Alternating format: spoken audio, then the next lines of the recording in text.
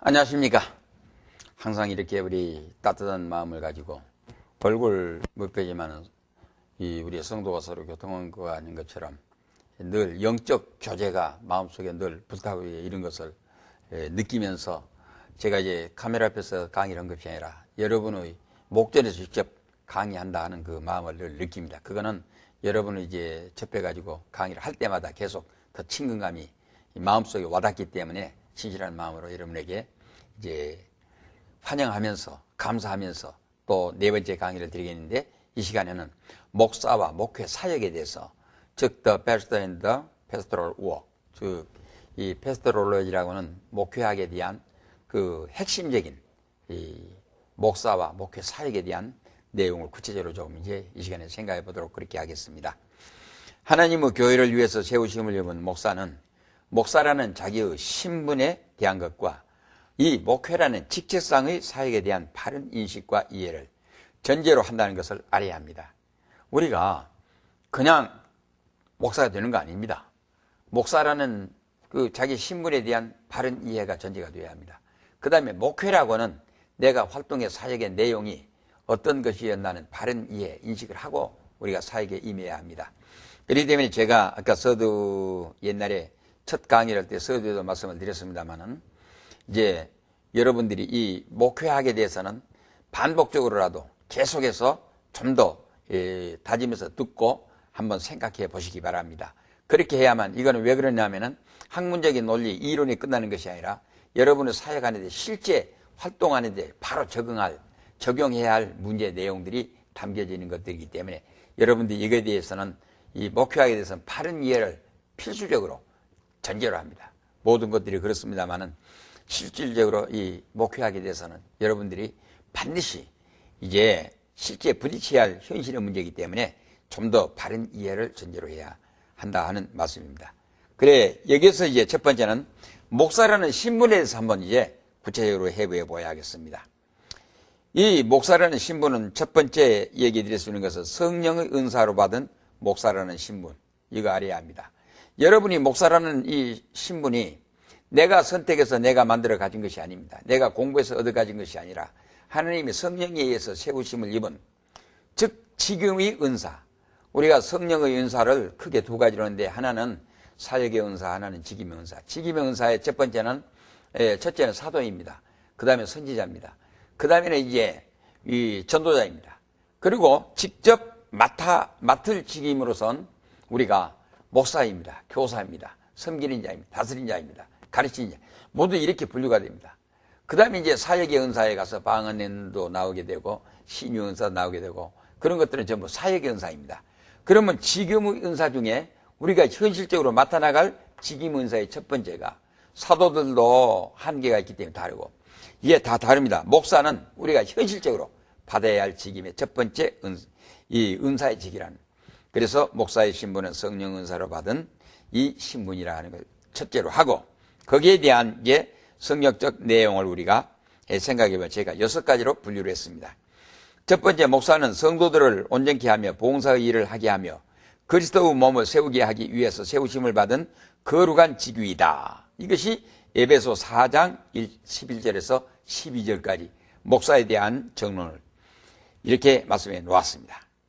그 다음에 이제 마태복음 9장 36절, 25장 32절, 마가복음 6장 34절, 요한복음 10장 2절, 베드로전서 2장 23절. 전번 시간에도 말씀드린 바가 있습니다만은, 이 목사는 성도들을 온전케 하는 직분만 아니라 직책의 성격상 양들을 돌보는 목양자, 교회 일을 맡은 목회자다.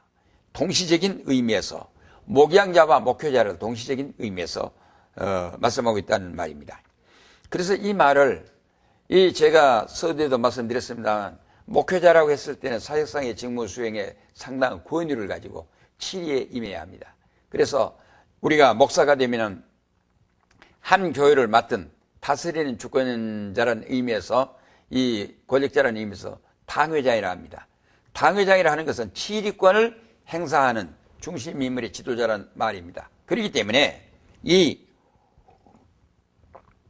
목사라는 의미에서는 치리권을 가지고 행사를 합니다. 그러나 목양자라고 했을 때 목자입니다. 목자. 목자라는 것은 끝없는 자기 희생의 봉사라는 뜻밖에는 다른 것이 없습니다. 양 한 마리를 위해서 자기의 목숨을 내어놓아야 할 그렇게 천박한 이 가치 기준밖에 되지 못한 어떤 의미에서 그렇게도 해석될 수 있는 자리가 목양자라는 뜻을 가지고 있습니다. 그래서 우리가 이런 문제를 바로 분류해서 목회자로서의 또는 목양자로서의 자기 신분에 대해서 어떨 때는 내가 목사로서의 목회자로서의 권위, 어떨 때는 목양자로서의 내가 이제 양보, 봉사 이걸 이제 분류할 줄을 알아야 합니다. 목양자로서의 목사는 하나님의 양을 위해서 자기의 생명을 스스로 던지는 희생직의 선한 목자가 되어야 한다는 말입니다. 예수님께서 마태복음, 요한복음 10장 15절에 가면 나는 양들을 선한 목자라 나는 양들을 위해서 목숨을 버리노라 하셨습니다. 그런데 그 18절에 가서 보게 되면 그랬습니다. 예수님이 나는 내 목숨을 버릴 수도 있고 찾을 수도 있고, 다시 말씀드리면 예수님은 자기 목숨을 잃을 권세도 있고 버릴 권세도 있는데 양들을 위해서 버리는 길을 택했습니다. 마태복음 26장에 가서 보기엔 겟세마네 동산에 가서 잡히시기 전날 밤 기도하시지 않습니까? 아버지 이 잔을 내게서 멀리해 주시옵소서. 그것이 인간 사람 된 예수의 요구였습니다. 그러나 밤새 핏방울처럼 땀방울 눈물이 쏟아지길 때까지 기도했지 않습니까? 그리고 마지막에 선택이 어떻게 했습니까? 찾을 권세, 얻을 권세도 있고 잃을 권세도 있는 주님께서 양들의 목숨을 건지기 위하여 그러나 나의 원대로 마옵시고 아버지의 원대로 하옵소서. 이렇게 해서 자기의 목숨을 아버지께 내어주고 십자가를 지기로 하고 악당들에게 잡혀서 십자가의 길을 택하여 십자가에 못 박혀 죽으셨다고 말씀해 주지 않습니까? 예수님은 살리는 권세도 있고 죽이는 권세도 있습니다. 그러나 양들을 위해서 자기의 목숨을 스스로 버리기로 하고 십자가에 못 박혀 죽어 주셨습니다. 우리 목자의 목양자의 길이라는 건 바로 이것입니다. 이것이 하나님을 위한 하나님의 양들을 위한 순교의 길이라는 것입니다. 저는 이 때문에 산에 가서 깊은 산중에 가서 많이 기도도 해보고 제가 목사 안수를 받기 위해서 받기 전에 안수 받을 날을 놔두고 3일 동안 산에 가서 금식하면서 기도를 했는데 계속 기도를 하면 할수록 철철 뜨거운 눈물만이 흘러내렸습니다. 정말 내가 예수님처럼 양들을 위해서 하나님의 기호를 위해서 내가 죽음의 길을 선택해서 알면서 내가 죽음의 길을 선택해서 갈 수가 있는 목사가 될 수가 있겠느냐. 그래가지고 이 문제가 그렇게 어려운 문제였습니다. 그 다음에 자기 자식들에 대한 문제입니다. 내가 애들을 셋을 데리고 안수를 받기 전에 가정예배를 드리고 얘기했습니다.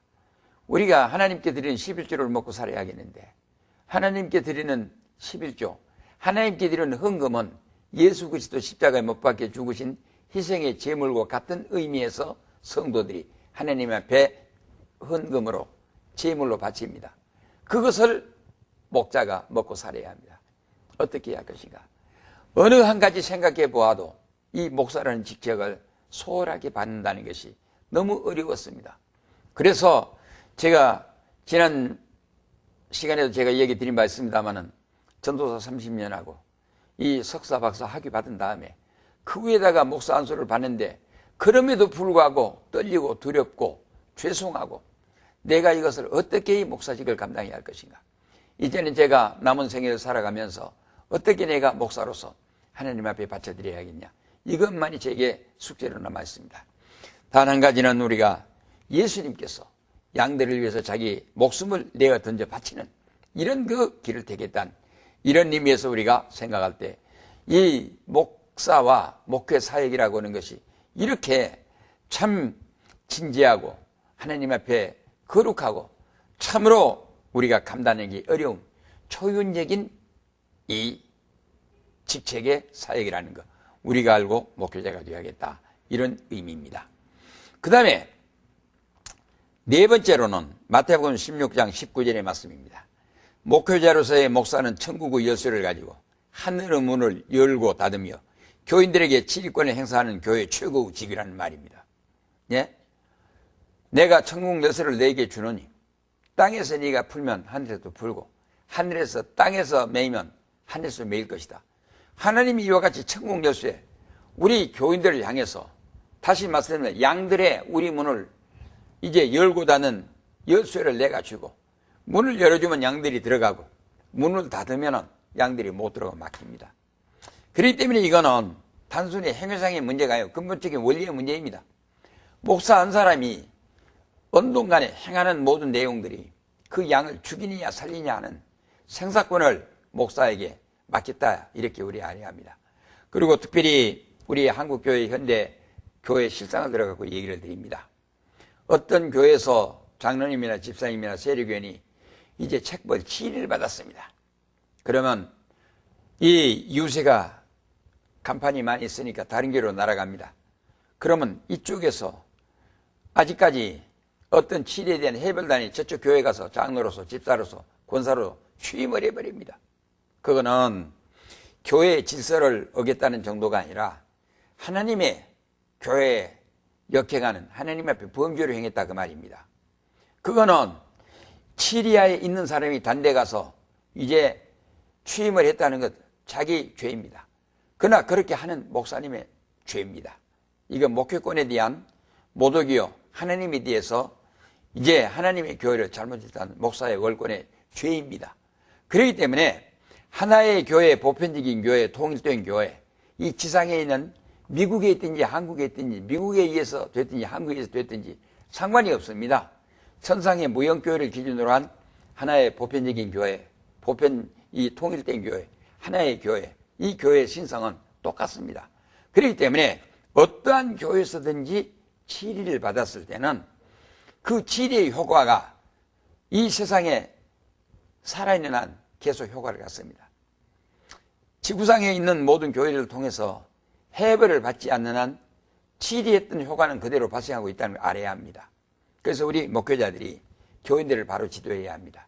그래서 책벌했을 때는 반드시 그 교인을 해벌해 줄 수 있는 회개를 촉구시켜가지고 해벌시켜가지고 딴 데 옮겨가야 합니다.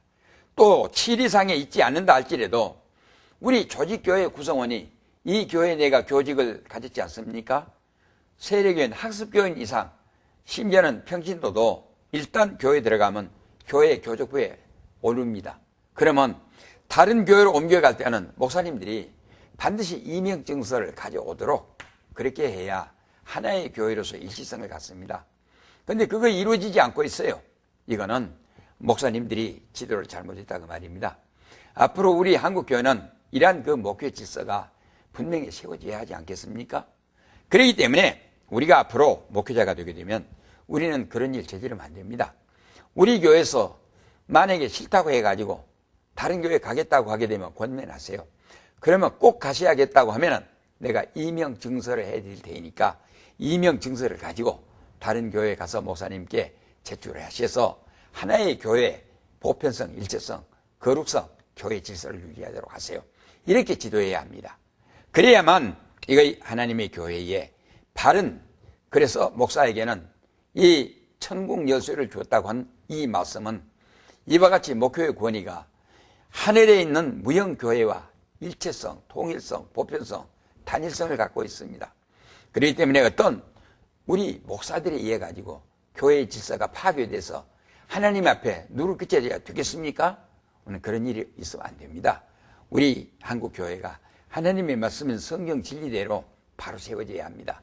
이런 의미에서 제가 간곡하게 이미 목회하고 계신 목사님들에게도 이런 말씀을 제가 다시 한번 환기를 시켜드리면서 신학을 하는 모든 분들에게는 목사와 목회 사역이라고 하는 것이 이런 본질적 원리를 성경으로부터 부여받고 있다 하는 것을 말씀드리기 위해서 이런 말을 간곡하게 여러분이 당부드립니다. 그 다음에 여섯 번째는 마태복음 28장 18절에서 20절까지 이렇게 말씀되어 있습니다. 하늘과 땅의 모든 권세를 받은 예수 그리스도의 종으로서의 목사는 성부와 성자와 성령의 이름으로 축도를 하고 또 이 아버지와 아들과 성령의 이름으로 세례를 주고 또 모든 의식에서 언도권을 가진 성령의 재판장 권리 행사를 한 사람입니다. 이 말입니다.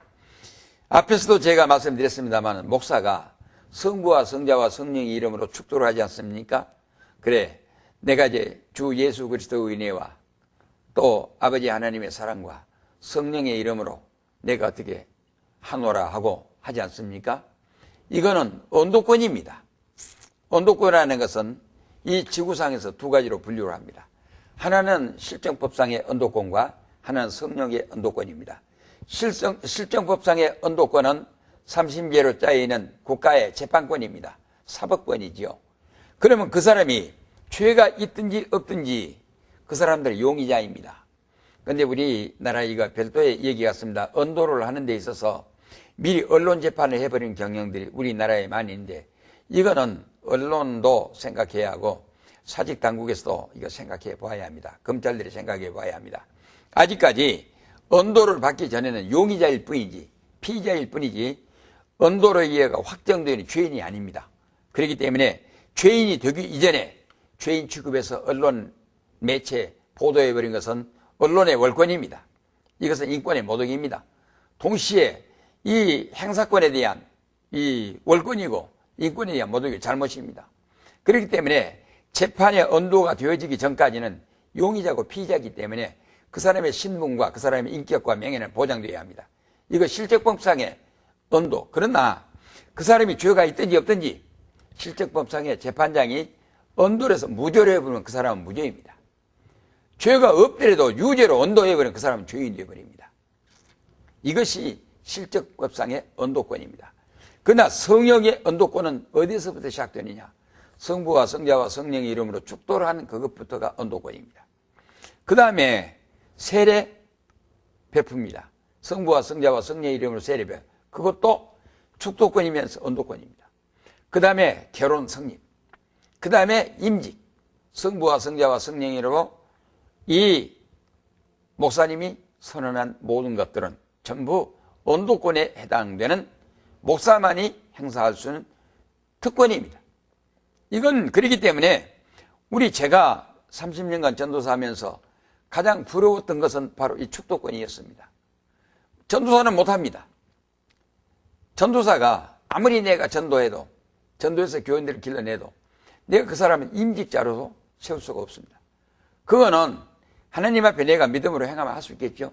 그러나 교회라는 건 유법적인 질서에 놓여져야 교회이지 정당한 발행 교회이지 교회가 교회로서의 조직 구성체로서의 질서를 파괴했을 때는 이미 교회의 질서가 파괴되기 때문에 잘못되어 있는 것입니다. 그러니까 내가 목사가 아닐 때는 어떠한 경우도 누구에게나 세례 베풀 수가 없습니다. 목사가 해야 할 직무를 수행할 수가 없습니다. 이거는 하나님께로부터 부여받은 목사만의 특권이기 때문에 이것이 교회의 질서라고 이렇게 세워졌기 때문에 못하는 것이요. 그렇게 해야만 교회의 질서는 덕으로 연결됩니다. 법이면서 덕입니다. 그래서 우리가 이 한계선을 분명히 긋고 들어가야 합니다. 그 다음에 6번째는 목사는 설교를 하고 성례를 베풀고 성례는 세례와 성찬입니다. 이거 역시 목사만이. 그러면 우리가 전도사가 교회를 개척해갖고 교인이 100명이 됐든지 10명이 됐든지 상관이 없습니다. 그거는 노회로부터 파송된 당회장에 의해, 즉 당회장 목사님에 의해서 세례 학습 문답하고 성찬식 세례식 베풀고 이래서 성례 집행권이 목사에게만 있다 하는 말입니다. 그 다음에 직원들에 대한 임명권입니다. 전도사님이 아무리 제가 이제 이 30년간 목회 생활을 하는 가운데 어떤 교회에서 장로님이 5분 계신 교회에서 저를 초청해 가지고 그 교회 교역자로 세우겠다고 청명이 왔습니다. 그래서 제가 제일 먼저 그 장로님들에게 가가지고 그걸 물었습니다. 내가 이 우리 장로교 조직상 지휘권이 없는 이 전도사인데 전도사는 임시직입니다. 그래서 당회 관할 안에서 이 전도사로 직임을 수행하고 있는 때에만 내가 목회자고 그 직책을 떠나면 나는 이제 전도사의 직책을 가질 수가 없습니다. 그러니까 이 전도사라는 직책은 직임에 임하고 있는 한 당회 관할하에 그 신분의 자격은 노예로부터 받습니다. 시험 쳐가지고. 그러나 노예 관할에, 이 당회 관할에 들어갑니다. 그리고 목사는 노예 관할하에 있습니다. 그렇기 때문에 노회의 관할하에 있는, 노회는 7위 3권 중에서 두 번째 고유된 노회이기 때문에. 그런데 목사가 없이는 아무리 내가 교인들을 많이 양성해서 길러냈다 할지라도 내가 집사를 임명하고 세례를 베푸고 어떤 직분을 세울 수가 없습니다. 반드시 노회에서 파견된 이 당회장 목사님에 의해서 세례를 베풀고 모든 직책을 임직을 해줘야 합니다. 그러니까 제가 전도사로서 이렇게 몇백 명 된 장로님이 5분이나 된 교회에서 목회를 할 때 교회가 늘 부흥돼서 많이 일어납니다. 그러나 그 사람들에게 내가 세례 베풀 수가 없습니다. 그러니까 이 당회장 목사님을 초청해갖고 성례를 베풀어야 합니다. 그리고 연초가 됐습니다. 모든 교회를 통해서 새롭게 직원들 또는 이제 앞으로 내년에 살림에 교회 생활에 나갈 것 다 준비합니다. 그러지만은 내가 결정권이 없기 때문에 당회장 목사님이 초청돼야 하니까 우리는 보통 다 연말에 해가지고 새해를 정초부터 출발할 수 있게 돼야 하지 않습니까? 그런데 어떨 때는 목사님이 자기 담임한 교회에 바빠가지고 설 지나서 오실 때도 있습니다. 그러면 그때까지도 우리가 새해에 대한 것을 수행하지 못하고 임시로 가야 합니다. 그런 그 어려움이 있었습니다.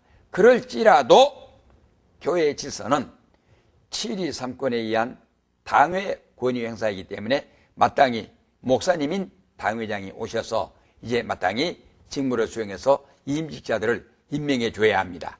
이것이 교회의 덕이요 유법적인 질서, 우리 교회 조직의 정당한 법이고 이제 논리입니다.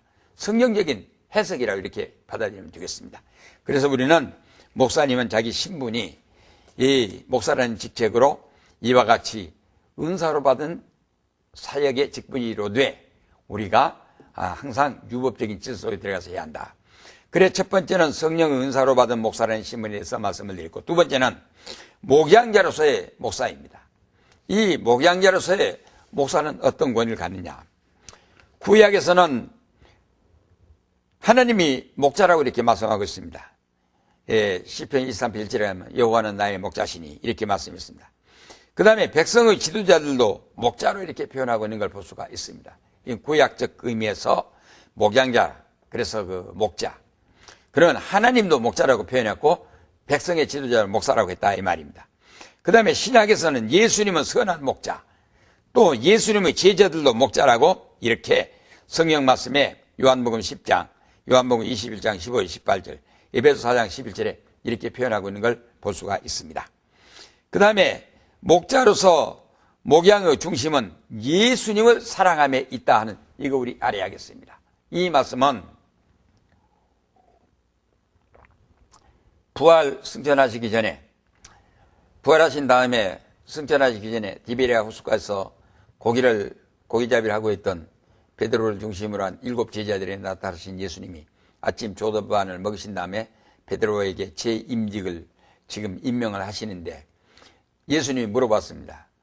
요나의 아들 시몬아, 네가 이 사람들보다 이것들보다 나를 사랑하느냐 물었습니다. 그러니까 주님, 내가 주님 사랑한 줄 주께서 아십니다. 내 양을 먹이라 그랬습니다. 그러니까 이제 베드로는 보통 말로 받아들여 가지고 내가 주님을 사랑하기 때문에 받아들였어요. 두 번째 다시 말씀하셨습니다. 요나의 아들 시몬아, 네가 주님 나를 사랑하느냐 물었습니다. 예수님이 잘 못 들으셨는가? 그래가지고 두 번 다시 있다가 예, 주님 내가 사랑합니다. 자신 있게 대답했지요. 그러니까 내 양을 치라 했습니다.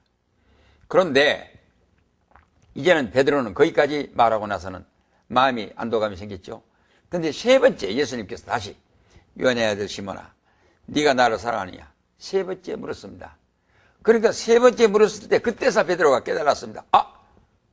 그래서 성경은 심히 근심하여 가로되 모든 것을 알으신 주님, 내 중심도 알지 않습니까? 내 비비록 주님을 모르겠다고 피 잡혀서 부인도 하고 내가 이렇게 고기잡이도 나오고 늘 주님을 배신한 일이 수없이 많았습니다만 내가 주님을 위해서 죽는데도 같이 가겠다고 했는데도 내가 주님을 거역했습니다만 그러나 내가 주님을 사랑한다는 그 마음만은 모든 걸 알으신 주님께서 알고 계시지 않습니까? 근심하면서 대답했다 했습니다. 그러니까 주님께서 다시 내 양을 먹이라 똑같다 말했습니다. 바로 이 말은 주님의 양들을 먹인 목양자의 그 목양의 중심 원리는 예수 사랑에 있다 그 말입니다. 예수 사랑. 예수님을 사랑하는 마음이 있어야 주님의 양들을 먹일 수 있는 목양자로서의 소임에 임할 수 있다 그 말입니다. 그러고 나서 심각한 말씀을 예수님이 베드로에게 하셨습니다. 요나의 아들 시몬아, 네가 젊었을 때는 네가 임의로 뛰뛰고 네가 가고 싶은 곳에 자유롭게 다닐 수 있었다. 하지만 장차 늙은 다음에는 네가 원치 않는 곳으로 가리라. 이거는 베드로가 우리가 코바디스라는 그 영화를 알 수 있지 않습니까? 내가 원치 않는 길로 붙들려서 잡혀갑니다. 죽음의 길입니다. 순교의 길입니다. 그건 자기가 이성적 판단에 의해서 선택한 길이 아닙니다. 바로 이 말은 목자라고 하는 것은 내가 원하는 길만 가는 것이 아니라 내가 원치 않는 길이라 할지라도 양들을 위해서가 아니라 주님을 사랑하기 때문에 주님 사랑의 선택의 길이 내가 원치 않는 길이라도 가야 하는 것이 목자의 길이라는 말입니다. 그래서 여기에 바로 이 말씀은 이 목양자로서의 목사의 신분은 내가 원치 않는 길일지라도 주님을 사랑하는 사랑의 마음으로 양들을 위해서 내가 가야 할 것이 이 목자의 소임의 길이라 이 말입니다. 그 다음 네 번째는 목양자로서의 목사는 자기가 원하는 것만이 아니라 예수님을 사랑하는 길이기 때문에 자기가 원치 않는 것이라도 가야 한다. 이것이 요한복음 21장 18절에 있는 말씀. 제가 이제 앞에 말씀하신 그대로 반복적으로 다시 드립니다. 그 다음에 다섯 번째, 목자로서의 목사는 주님을 위해서 또는 그의 양들을 위해서 목숨까지도 바쳐야 할 사명의 직임이라고 했는데 여기는 어떤 일이 포함되느냐 이 말씀입니다. 제가 누가복음 14장 26절을 보니까 자기의 행복권을 포기해야 한다 이 말입니다.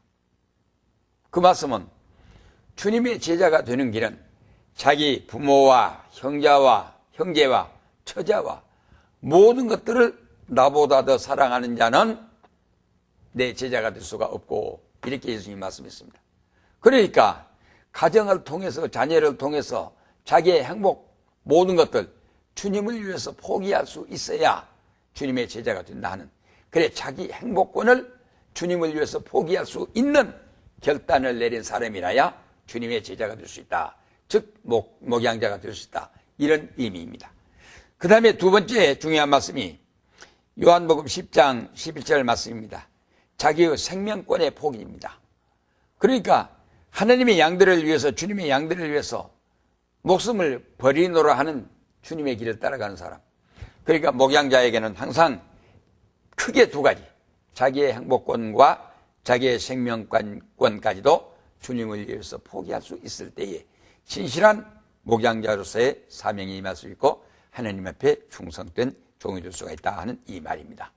그래 마지막으로 거기에 뭐라고 했는가? 우리가 이제 베드로전서 5장 4절에 이렇게 말씀하고 있습니다. 예수 그리스도를 목자장으로 하는 주님의 목자로서 영광의 면류관이 보장되어 있다. 이렇게 주님의 양들을 위해서 충성을 바치는 목양자들에게는 그 목자장이 면류관을 준비해 놓았다. 상급의 면류관을 준비해 놨다. 이렇게 말씀했는데 좀 더 적극적으로는 요한계시록 2장 10절에 그렇게 말씀했습니다. 장차 네가 열흘 동안 환난을 받을 것이다. 그러나 네가 죽도록 충성하라. 그리하면 생명의 면류관을 네게 주리라.